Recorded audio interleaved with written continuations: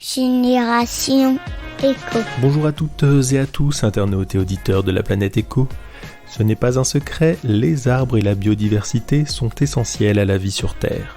Et notre civilisation moderne, avec son mode de vie, détruisent malheureusement notre écosystème. Heureusement, il existe des entreprises comme Écoterie qui permettent de participer à la croissance des forêts et de la biodiversité. Je suis parti à la rencontre de Baudouin Verken, l'un des cofondateurs de cette belle entreprise sérieuse et engagée. Bonjour Baudouin. Bonjour Yves. Alors est-ce que vous pouvez donc vous présenter et nous dire ce qu'est Écoterie ? Alors moi je suis Baudouin Verken, je suis l'un des fondateurs d'Écoterie. Et Écoterie, c'est une entreprise spécialisée dans la valorisation écologique et économique de la forêt et de sa biodiversité à travers un mécanisme innovant puisqu'on permet à des particuliers et à des entreprises de se porter acquéreurs d'arbres et de devenir du coup propriétaires d'arbres qui sont plantés et gérés dans des forêts gérées durablement par nos forestiers. D'accord, et donc les forêts sont toutes en France ? Alors les forêts sont principalement en France. Depuis 2021, on a ouvert 2 forêts au Danemark.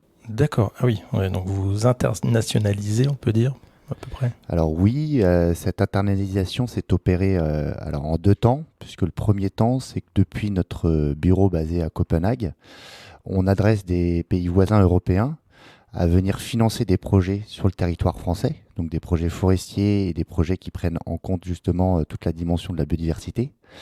Et depuis l'année dernière, on est allé plus loin puisque maintenant, on va exporter un savoir-faire forestier, donc une sylviculture à la française, au Danemark. Et ça faisait notamment partie de nos engagements Bicorp, puisqu'on est récemment certifié Bicorp. Et dans ce qu'on a écrit à travers nos certifications Bicorp, dans notre entreprise à mission, c'est d'exporter cette sylviculture, cette gestion durable sylvicole à la française dans d'autres pays. D'accord, donc est-ce que vous pouvez préciser un peu plus cette certification Bicorp, ce que c'est exactement pour ceux qui ne connaissent pas ?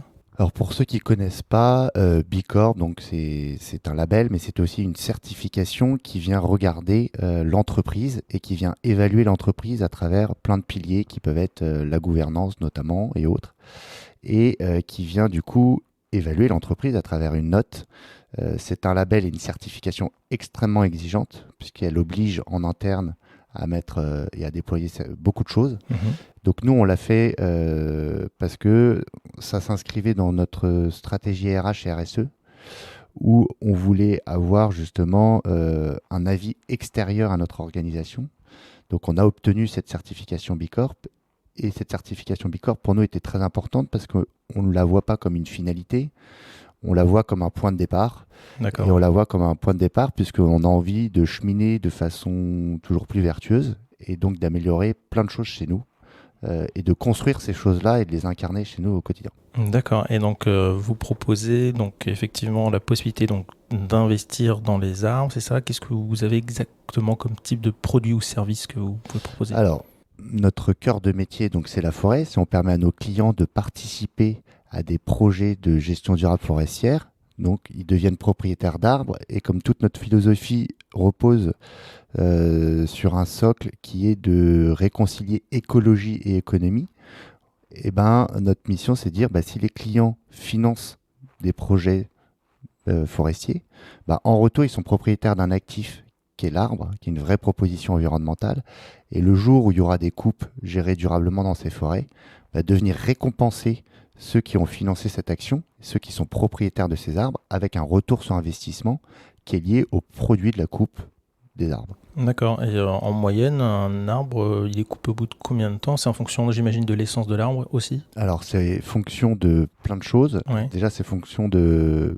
l'essence, de l'âge, mais surtout de l'itinéraire sylvicole qui est défini en amont par nos forestiers.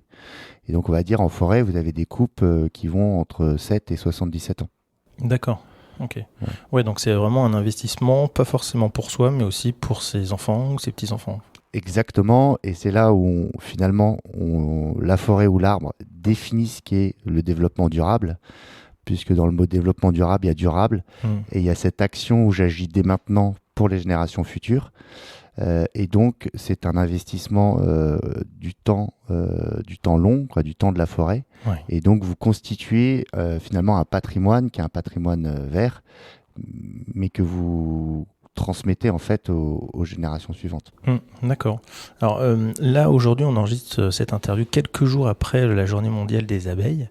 Et vous proposez également chez Écoterie des actions envers les abeilles. Qu'est-ce que vous faites exactement sur ces actions-là ? Alors, Écoterie, donc comme je l'ai dit précédemment, donc on est un acteur de la gestion durable des forêts et de la biodiversité, c'est-à-dire qu'on intègre toutes les composantes de la biodiversité. Alors, premièrement, déjà à travers une gestion durable, mais dans ces écosystèmes fascinants, on a décidé d'aller plus loin en portant d'autres projets que des projets de gestion forestière, de gestion sylvicole. Et le premier projet qu'on a lancé, c'était d'héberger au sein de nos forêts, de ces écosystèmes forestiers, des ruches et donc des abeilles. Voilà. D'accord.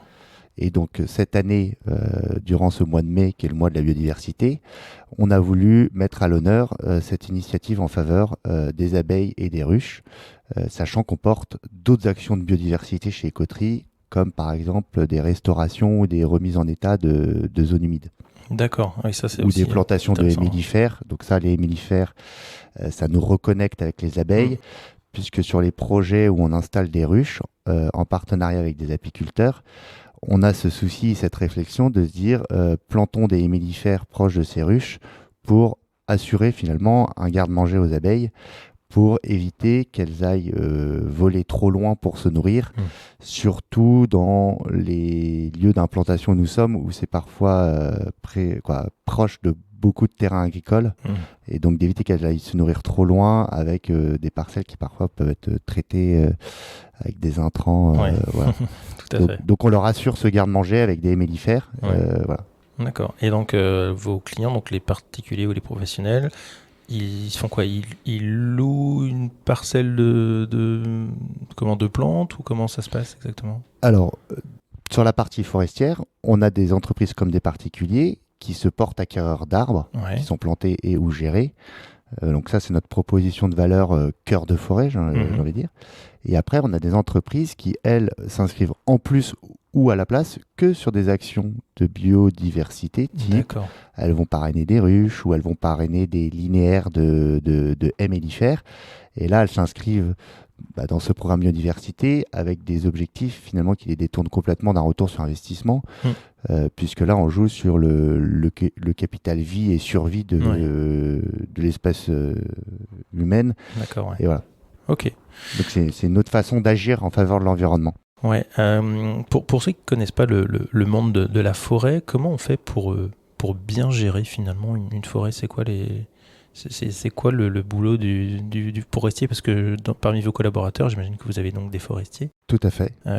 C'est quoi leur quotidien ? Qu'est-ce qu'ils font exactement ? Alors leur quotidien, c'est plein d'actions et plein de gestes. Le forestier, c'est d'abord la gestion forestière, ça passe en amont et en premier lieu par de l'observation. C'est-à-dire que quand on rentre dans une forêt, le forestier, il a une façon différente de regarder la forêt. Donc on va regarder la densité d'une forêt, on va regarder par exemple les essences, on va regarder les âges des forêts, on va ici regarder le sol, la nature du sol. Voilà, donc il y a plein d'éléments d'observation que le forestier relève. Et après, le travail du forestier, c'est de définir des objectifs de gestion, donc de définir un itinéraire sylvicole, et derrière de le mettre en place tout au long de l'année. Et donc ça passe par plein d'actions. Par exemple, si vous avez des opérations de reboisement, c'est une activité parmi tant d'autres du forestier. Vous avez des dégagements qui peuvent s'opérer, vous avez des inventaires. Voilà. Le forestier, tout au long de l'année, est très actif en forêt, mais ne réalise pas les mêmes actions en fonction de la période de l'année. D'accord. Alors, j'ai vu sur votre site web qu'on pouvait aussi donner des noms aux arbres. On pouvait aussi localiser les arbres. Oui. Est-ce que ça veut dire que vous marquez chaque arbre de quelque chose, ou c'est juste un point GPS ? On ne marque pas les arbres, sauf dans le cas d'inventaire, où là c'est spécifique, c'est tous les forestiers marquent les arbres objets d'un inventaire, par exemple s'il y a une coupe ou une éclaircie ou un dégagement. D'accord. Nous, les arbres et les parcelles, elles sont géocalisées. La partie personnalisation des arbres, elle va plus rejoindre l'aspect sensibilisation, personnalisation de l'acte, puisque nos clients se reconnectent à la forêt et à la nature à travers un outil qui est le numérique. Donc c'est une façon d'aller plus loin dans la sensibilisation et de réincarner ça et de se réapproprier derrière ce qui est fait. Et c'est tout notre enjeu, c'est que derrière, ils ne financent pas que l'achat d'un arbre, ils ne deviennent pas que propriétaires d'un arbre. Nous, notre mission, c'est de les embarquer toujours aussi avec le numérique à travers un espace client sur de la connaissance forestière et plus largement sur de la connaissance sur la biodiversité, sur l'environnement. Voilà, on essaye de fournir des éléments le plus vulgarisés, le plus simple possible derrière. D'accord, ok. Bon, déjà, ça, c'est bien de le préciser en tout cas. C'est vrai que voilà, ça ne reste qu'un outil, là, pour le coup, informatique qui permet effectivement de faire un peu. Alors, c'est pas de la gamification, mais en tout cas, ça peut valoriser en tout cas les c'est personnes. pédagogique, Voilà, c'est pédagogique. Et surtout, on a la conviction que déjà, le principe, il y a beaucoup d'outils aujourd'hui qui existent au XXIe siècle. Mais le grand sujet, c'est est-ce que tous ces outils sont utiles Et nous, il y a le vrai sujet, c'est de se dire, on veut des outils utiles et on a cette conviction que le numérique, s'il est bien utilisé, peut servir le bien commun ou l'intérêt général. Et donc, ça a été ça aussi notre réflexion à travers tout ce qu'on a mis en place et la façon dont on le met en place et de la façon dont on rend accessibles les sujets de la forêt et de la biodiversité au plus grand nombre, puisqu'aujourd'hui, dans nos forêts, on va retrouver des copropriétaires d'arbres qui peuvent être des particuliers, quels qu'ils soient d'ailleurs, pour des raisons et des motivations différentes, qui souhaitent s'inscrire dans cette logique de participer à des projets de gestion avec une logique sympa de retour sur investissement patrimonial, avec des entreprises qui, elles, vont s'inscrire sur des sujets soit d'impact ou d'externalité positive, ou même de sensibilisation, ou encore une fois, nous, notre enjeu, notre mission, c'est sur les aspects corporate, c'est de sensibiliser, certes, par la réflexion, mais de sensibiliser aussi par l'action, puisque on peut trop souvent rentrer dans... c'est la culture très à la française, très latine, où on est très fort sur la réflexion et parfois beaucoup moins sur l'action, et que parfois on se retrouve sur beaucoup de grands sujets où il faut des acteurs, à avoir 10 personnes qui conçoivent et qui réfléchissent et une personne qui agisse. Voilà. Ouais. Donc c'est peut-être notre mal, c'est réfléchir avant d'agir, c'est une bonne chose, mais aujourd'hui il faut aussi rééquilibrer, il faut des acteurs et des réalisateurs, et donc du coup il faut bien penser les choses, mais il faut aussi les décliner et les faire. Alors justement, vous parliez des entreprises. Est-ce que vous vous engagez, ou en tout cas est-ce que vous faites des partenariats avec des entreprises, seulement des entreprises dites un peu vertueuses ? Alors nous, notre sujet, vaste sujet, aujourd'hui déjà ce qu'il faut savoir, c'est qu'on a plus de 1500 entreprises partenaires. D'accord. Et que notre enjeu, encore une fois, c'est comme on a un outil universel, puisqu'on s'inscrit à l'unité qu'est l'arbre, on peut embarquer sur ces sujets aussi bien des petites entreprises que des moyennes, que des très grandes entreprises. Nous, notre réflexion en amont, c'est qu'on a un outil ou un vecteur de transition et de transformation. Donc nous, notre sujet, il est toujours de comprendre les intentions de l'entreprise ou les objectifs qu'elle se fixe à travers un partenariat.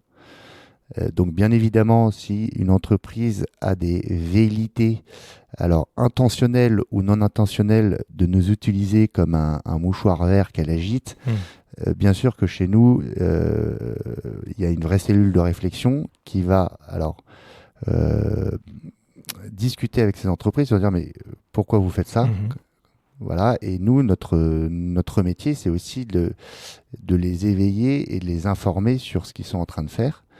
Donc en fait, nous, notre enjeu, c'est de s'adresser aussi bien à des entreprises dites vertueuses que des entreprises, on va dire, plus polluantes, quoi. Plus polluantes. Ouais. Mais notre sujet, c'est d'emmener les gens d'un point A à un point B, donc de les emmener sur un chemin de transition. Et notre conviction, je le répète souvent, mais le savon n'a pas été créé que pour les gens propres. Voilà. Le vrai sujet d'attention, il est d'éviter le greenwashing, il est d'éviter le treewashing, et c'est d'assurer la cohérence sur la démarche qui est portée de l'entreprise avec ce qui est raconté derrière. Voilà. Donc, chez Écoterie, quand on rentre en contact avec une entreprise, il y a une phase aussi de diagnostic de l'entreprise, de comprendre ce qu'elle a déjà fait en place, ce qu'elle souhaite mettre en place. Par exemple, sur un angle sur le carbone, sachant qu'on ne fait pas que des projets carbone, on fait beaucoup de projets de biodiversité. Notre enjeu, c'est de comprendre si l'entreprise s'inscrit dans des vraies trajectoires de décarbonisation à travers une politique d'évitement, de réduction? Est-ce qu'elle s'aligne sur une trajectoire alignée sur les accords de Paris avant de créer, tout en créant en parallèle des puits de carbone? Donc ça, c'est notre métier. Donc chez nous, on a des experts du climat, on a des experts du carbone, on a des experts de la forêt, on a des experts de la biodiversité. On a des experts aussi de la communication RSE. Ouais. Et notre enjeu, c'est de réconcilier et d'aligner la cohérence des actions portées avec une stratégie d'entreprise. D'accord. Voilà. Donc je ne ferai pas de name dropping, mais on a refusé, ça nous est arrivé de refuser des partenariats d'entreprise où on se retrouvait en bout de chaîne avec plus de budget, on va dire, de communication que de financement de projet. Ouais. Bon, là, il y a un déséquilibrage parce que certes, nous, on a cette force en interne avec des sachants de porter cette communication sur les projets qui sont réalisés, mais ça vient en complément de l'action portée sur le terrain. Bien sûr, ouais. Donc il y a ça. On a eu des cas aussi où sur des vols, on va dire, d'e-business, où on a dit, mais en fait, ça n'a pas de sens, puisque là, vous cherchez juste à créer un outil marketing. Voilà. Nous, ce qu'on veut, c'est l'association de choses cohérentes. Voilà. Ouais. Donc, faire valoir une marque, un produit ou un service vertueux, c'est bien. Mais il ne faut pas que ça soit l'objectif premier, quoi. Il faut qu'il y ait une transformation aussi de l'intérieur, il faut qu'il y ait un alignement du sujet, des sujets. Voilà. Bien sûr, ouais, complètement. Et du coup, on voit en tout cas, il y a pas mal d'acteurs. Alors, vous êtes, je pense, parmi les premiers à avoir créé ce type d'entreprise, mais j'ai l'impression qu'on a de plus en plus d'acteurs sur justement planter des arbres, ce genre de choses. Est-ce que vous pensez que c'est justement au niveau des actions contre le dérèglement climatique, un des meilleurs leviers aujourd'hui qui puisse exister, cette gestion des arbres, cette replantation massive d'arbres? Alors, sur le grand sujet du climat, parce que ce qu'il faut voir, c'est que nous, avant tout, on est un acteur de la gestion de la forêt et de la biodiversité. On a des expertises complémentaires sur le climat. Et d'ailleurs, je forme en interne toutes les équipes sur le climat comme en externe des entreprises, à travers notamment l'outil de la fresque du climat. Oui. La forêt en elle seule, et de toute façon, c'est le GIEC qui le dit, c'est toute la matrice Net Zéro Initiative. La forêt en elle-même, les puits de carbone naturels à eux-mêmes, ne résoudront pas les objectifs de neutralité carbone si, et seulement si, ne résoudront pas ce problème si on n'évite pas, on réduit pas, ou on baisse en gros notre empreinte carbone, notre empreinte gaz à effet de serre à l'échelle mondiale. Donc moi je trouve que la forêt est un outil concret d'action, de sensibilisation sur les sujets environnementaux, que les puits de carbone sont nécessaires dans leur restauration, leur création, leur augmentation de puits de carbone, mais que tout ça ne peut être couplé, et d'ailleurs c'est pas moi qui le dis, c'est les scientifiques, ne peut être couplé que si on a des trajectoires ou des réductions de bilan carbone. Donc la forêt en elle-même ne résoudra pas la crise climatique. En fait, c'est un ensemble d'actions, c'est-à-dire c'est des actions en faveur de nos écosystèmes forestiers, biodiversité, c'est la mobilité douce, c'est la transition énergétique, c'est tout le monde qui est concerné par ce sujet climat. Mais la forêt est une brique de cet édifice et qui est important de mettre en place et de faire sérieusement. Et c'est pour ça que chez nous, on a une conviction, c'est que la nature a de la valeur. C'est pour ça que la nature, elle a un prix. Et que justement, jusqu'alors, il y a des gens qui disent oui, mais mettre un prix à la nature, c'est la financiariser. Nous, on n'est pas d'accord. C'est que jusqu'à maintenant, ce qui a prédominé, c'est de déconsidérer la nature en lui mettant pas de prix, donc pas de valeur, donc en la sous-estimant, en la discountant, et derrière, en plus de ça, avec les effets de bord et les effets collatéraux, de se dire, à toute chose dans la vie, il faut mettre de la qualité si on veut que ça soit... C'est le principe de la durabilité, de la pérennité, des choses pérennes, et donc du coup, pour qu'il y ait de la qualité, il faut qu'il y ait un prix juste, non seulement sur les aspects sociaux, sociétaux des personnes qui portent les projets.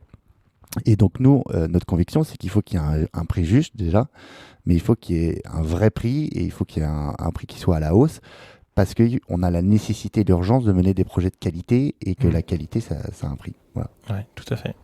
Vous êtes combien de collaborateurs, justement, parce que donc il y a plein de métiers différents de ce que vous avez nous avez dit.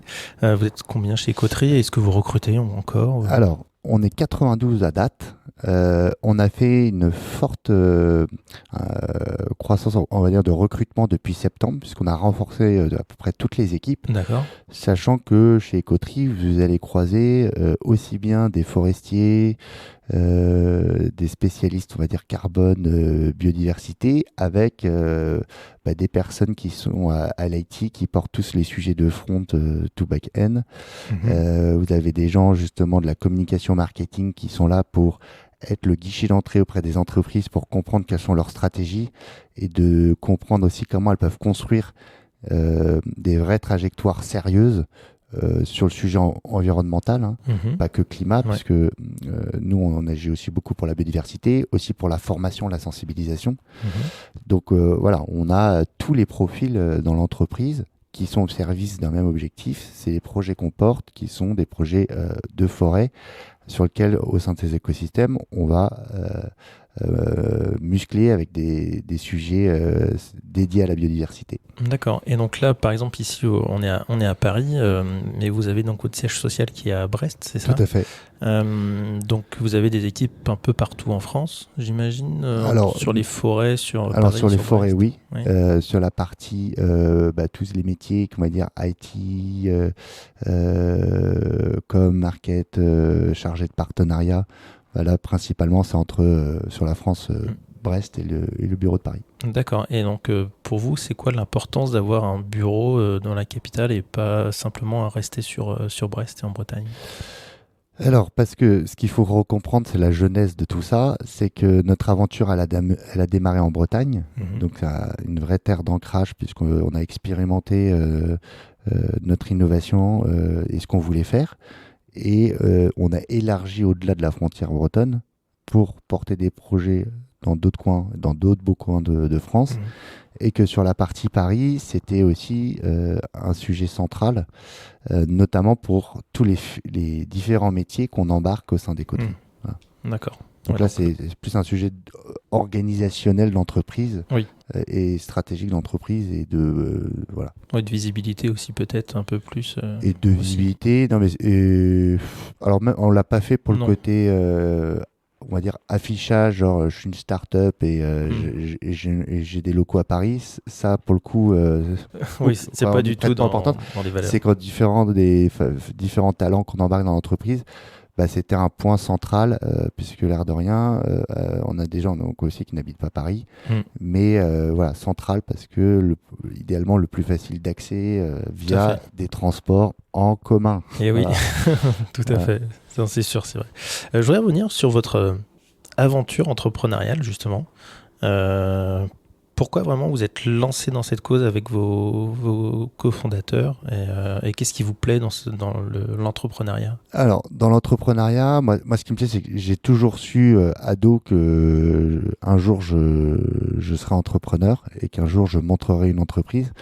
Mais j'avais toujours su, ado, que je ne monterai jamais n'importe quel type d'entreprise.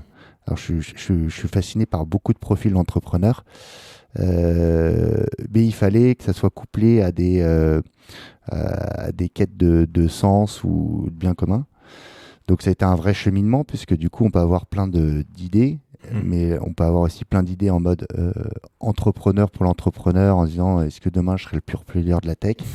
Et donc ça, ce projet-là au sujet concernant la forêt, il est venu aussi de ces rencontres avec les autres fondateurs, et notamment Vianney chez nous, qui est le forestier de la bande, et de ces réflexions de se dire, le but c'est pas d'entreprendre pour entreprendre, c'est aussi d'entreprendre utile, d'entreprendre avec un impact.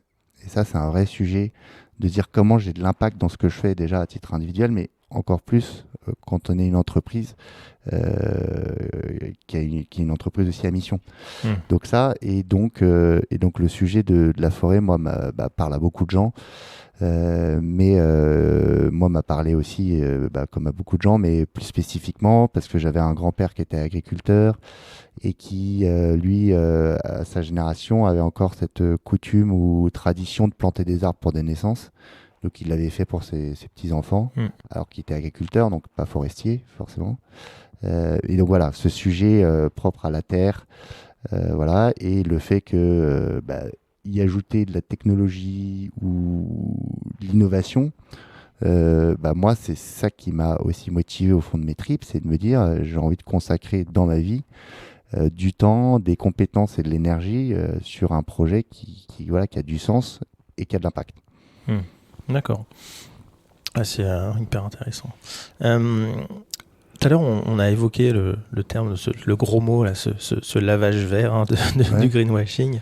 Est-ce que vous avez éventuellement des astuces à donner aux éditeurs et aux internautes sur comment faire pour ne pas se faire avoir, notamment dans ce monde-là du plantage d'arbres, parce que je pense qu'il peut y avoir aussi peut-être des arnaques qui existent. Quelles astuces vous pourriez donner pour éviter de tomber là-dedans dans le greenwashing ? Alors, moi, je pense que tout passe par la connaissance. Comme beaucoup de sujets, passe par la connaissance, donc la formation, donc passe par comprendre en fait le sujet qu'on a envie de creuser et ses enjeux. Donc, le pire, c'est une personne qui, en fait, planter des arbres, ça sera globalement jamais trop mauvais, sauf si on est sur on va dire, de la forêt très intensive avec des produits chimiques et autres. C'est pour moi aussi, il y a le sujet du prix et de la valeur, avec aussi le fait qu'il y a des impacts sociétaux. Voilà, c'est aussi à prendre en considération, c'est que lié à ces sujets environnementaux, il y a de l'humain derrière. Et nous, notre parti pris aussi, c'est de se dire qu'on est des acteurs jusque-boutistes, puisque nous, on s'inscrit dans le cycle de vie complet de la forêt. Donc, on s'inscrit dès le départ à la préparation des sols jusqu'à des coupes en forêt, avec cette logique de valorisation de ce bois dans une filière qu'on veut locale, avec des acteurs locaux et de tous les bénéfices qui vont s'en suivre derrière de ce matériau bois qui est un matériau nécessaire dans les années à venir vis-à-vis des enjeux notamment de baisse de l'empreinte des gaz à effet de serre, de baisse des GES. Donc je veux pas être prescripteur ou à l'inverse pointer du doigt. Je pense faut rencontrer, discuter, échanger. Et voilà. D'accord. Prendre le temps. Prendre le temps de se renseigner finalement, de voir les tenants, les aboutissants. Exactement. Puis après, il y a plein de spécificités. C'est que nous, on s'inscrit dans une logique de forêt française, de sa gestion et de ses spécificités. Depuis peu, on a ouvert des projets au Danemark. La forêt dans le monde, divers et variés, n'a pas les mêmes enjeux problématiques. Oui, tout à fait. En fonction de là où on se situe sur le globe, on va dire, effectivement, c'est pas tout à fait les mêmes enjeux à ce niveau-là. On parle souvent de ce label, le PEFC. Oui. Justement, vous vous inscrivez aussi là-dedans, ou il y a d'autres types de labels, entre guillemets, plus intéressants? Aujourd'hui, quasiment toutes nos forêts sont PEFC. En fait, celles qui ne le sont pas encore, c'est qu'on est en cours de certification. De certification. Mais on les couple aussi avec du FSC. D'accord, voilà. Ok. Ouais, donc finalement, les deux normes principales qui existent. Qui peut le plus, peut le moins. Oui, voilà. C'est sûr, complètement. J'ai une question un peu récurrente que je pose à tous mes invités qui est est-ce que vous pensez que les futures générations auront une fibre un peu éco ? Alors oui, ça c'est sûr, parce que elles sont de plus en plus concernées, dans le sens où nous sommes tous concernés, mais elles en observent les conséquences, voilà. Elles sont les premières concernées par ça, et surtout elles sont les premières à elles vont vraiment vivre ça. Donc oui, il y a une vraie prise de conscience, mais parfois aussi à nuancer avec cette prise de conscience. Est-ce qu'elle est bien alimentée par le bon niveau de connaissance, voilà. Mais ce qui est sûr, c'est que oui, il y a une fibre éco. Moi, je trouve ça hyper intéressant quand on voit, par exemple, là, encore récemment, à AgroParisTech ou autre, de voir donc, des étudiants, quel que soit leur cursus ou leur formation académique, qui se positionnent dans des situations de rupture, je ne veux pas dire en marge, mais qui veulent en fait mettre leur énergie, leur connaissance ou leurs compétences sur des sujets qui ne servent pas les choses comme elles l'ont servi jusqu'à maintenant. Donc après, il faut trouver le bon mécanisme, hein, parce que se mettre en marche, c'est une chose, mais être au cœur aussi du réacteur pour être acteur de la transition, de la transformation. Donc c'est un vrai sujet. Hein, Tout à fait, oui. Et là, il n'y a pas de claquement de doigts avec la réponse miracle. Mais c'est sûr que on constate, on observe, nous, de plus en plus, alors de jeunes, mais pas que de jeunes, mais qui ont envie de se consacrer à des sujets d'avenir ou à des sujets avec porteurs de plus de sens.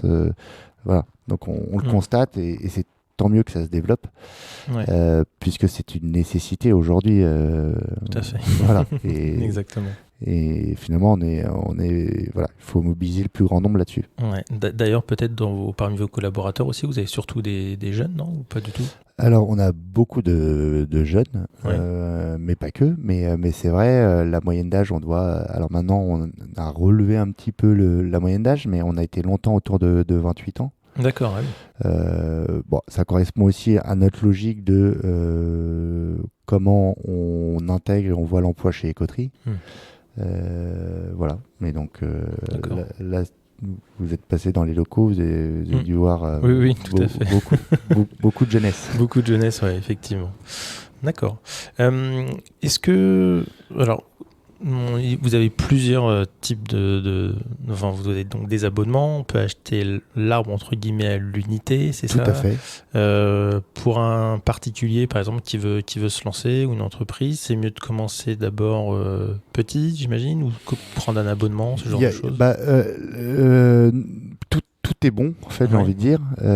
Ça va répondre à des objectifs différents. Nous, on a, par exemple, certains de nos clients qui s'abonnent à un ou plusieurs arbres par mois et qui viennent compléter avec des achats, on va dire, ou du financement ponctuel, parce que derrière, ils vont faire un cadeau pour une naissance, Noël, la fête des mères ou autre, à d'autres. Et en fait, ils transmettent ce cadeau à un bénéficiaire. Pour les entreprises aussi, c'est pareil, ça dépend pourquoi elle vient frapper à notre porte. Et pourquoi elle s'inscrit sur un projet forestier avec nous. Ce dont on parlait tout à l'heure, d'accord. Et, par rapport à vos projets de biodiversité, est-ce que on entend beaucoup la végétalisation aussi des bâtiments? C'est quelque chose sur lequel vous intervenez? Alors, nous, aujourd'hui, non. Pas parce que on stigmatise ça, mais c'est que c'est un autre métier. Nous, à la base, notre terrain de jeu, c'est ces écosystèmes forestiers.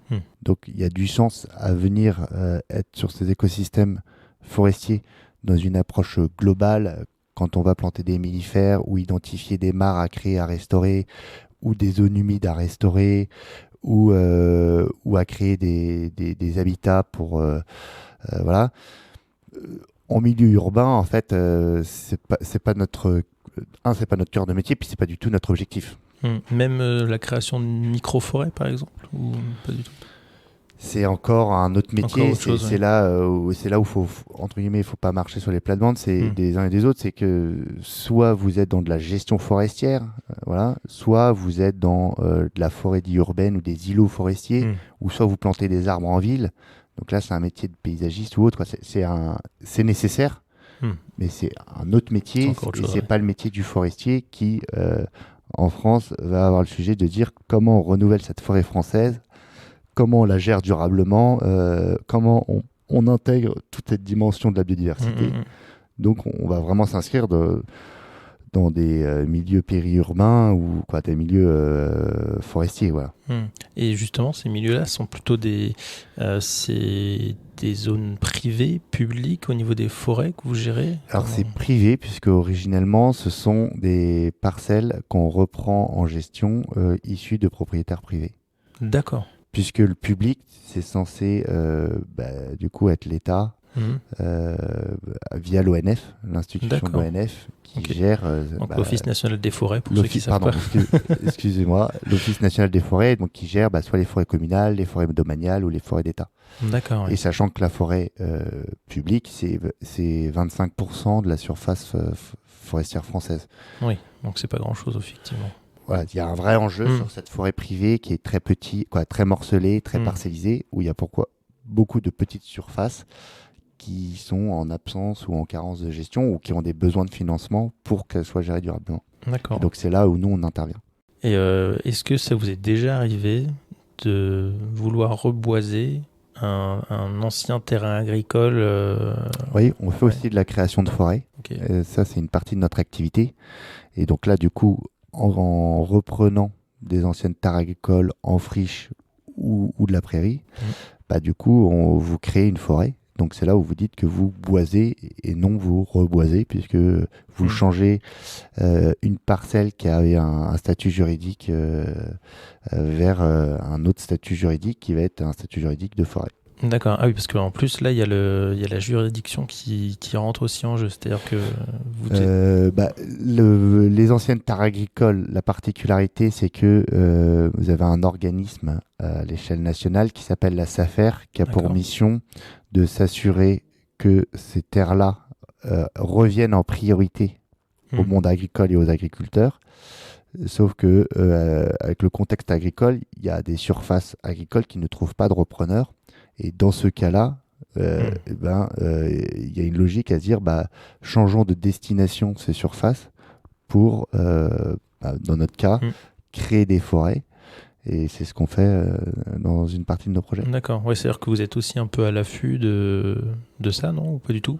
Oui, l'équipe forêt a pour mission de regarder plein de typologies de projets différents, dont des anciennes terres agricoles. Ça fait partie de nos critères chez Écoterie. D'accord. Ok. Qu'est-ce qu'on peut vous souhaiter à Écoterie, de continuer à grossir, à grandir Oui. Ça, c'est ce qu'on souhaite, parce qu'en fait, c'est aussi dans ce qu'on a défini sur cette année 2022, mais qui nous emmène déjà jusqu'en 2026. C'est ce cap qu'on se fixe. Si on veut changer d'échelle, on assume ça, et on veut avoir le plus possible d'impact. Voilà.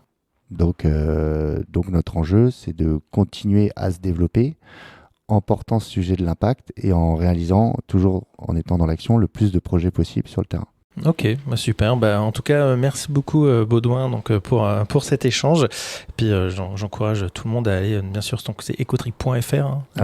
Écoterie.fr marche, écoterie.green marche. Green, okay. Et après, le site est traduit en plusieurs langues. Donc on le retrouve aussi en anglais, en danois. Mais voilà. Oui, avec le Danemark. D'accord, très bien. Merci beaucoup. Merci beaucoup Yves. Merci à toutes et à tous d'avoir écouté cet épisode de Génération Éco. Merci pour vos partages et commentaires. J'encourage tout le monde à investir dans cette belle entreprise pour la biodiversité. Et je vous dis à bientôt à l'écoute de Génération Éco.